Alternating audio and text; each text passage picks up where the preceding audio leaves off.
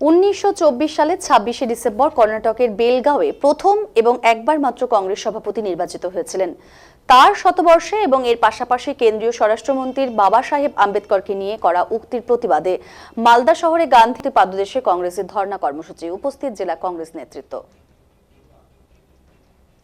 1924 সালে 26শে ডিসেম্বর কর্ণাটকের বেলগাঁওয়ে প্রথম এবং একবার মাত্র কংগ্রেস সভাপতি নির্বাচিত হয়েছিলেন। তার শতবর্ষে এবং এর পাশাপাশি কেন্দ্রীয় স্বরাষ্ট্রমন্ত্রীর বাবা সাহেব আম্বেদকরকে নিয়ে করা উক্তির প্রতিবাদে মালদা শহরে গান্ধী মূর্তির পাদদেশে কংগ্রেসের ধর্ণা কর্মসূচি। উপস্থিত জেলা কংগ্রেস নেতৃত্ব। দলের সভাপতি হিসাবে নির্বাচিত হয়েছিলেন এবং মাত্র একবারই, এবং তারপরে তিনি আর কোনোদিন কংগ্রেস দলের সভাপতি হিসাবে থাকেননি।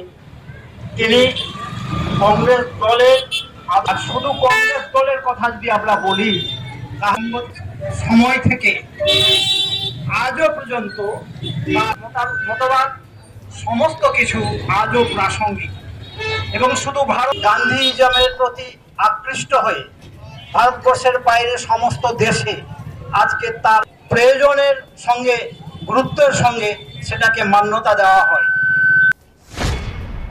26শে ডিসেম্বর কর্ণাটকের বেলগাঁওয়ে জাতির জনক মহাত্মা গান্ধী প্রথম এবং একবার মাত্র কংগ্রেস সভাপতি নির্বাচিত হয়েছিলেন।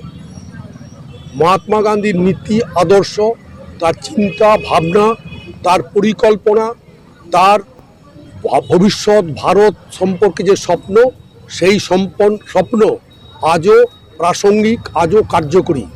ভারতবর্ষে ক্ষমতাসীন যে দল আছেন, সেই দল ভারতবর্ষের যে আত্মার ডাক, সাম্প্রদায়িক সম্প্রীতি, ধর্মনিরপেক্ষতা, সৌহার্দ্যতা, ভ্রাতৃত্ববোধ, ঐক্য, তাকে বিনষ্ট করার চক্রান্ত করছে।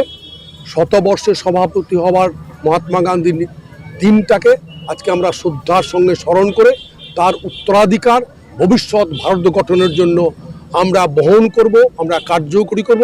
এই শপথ নেবার জন্য সারা ভারতবর্ষের সাথে মালদা জেলার কংগ্রেস কর্মীরাও একাত্ম হয়ে এই গান্ধী মূর্তির পাদদেশে সমবেত হয়েছেন।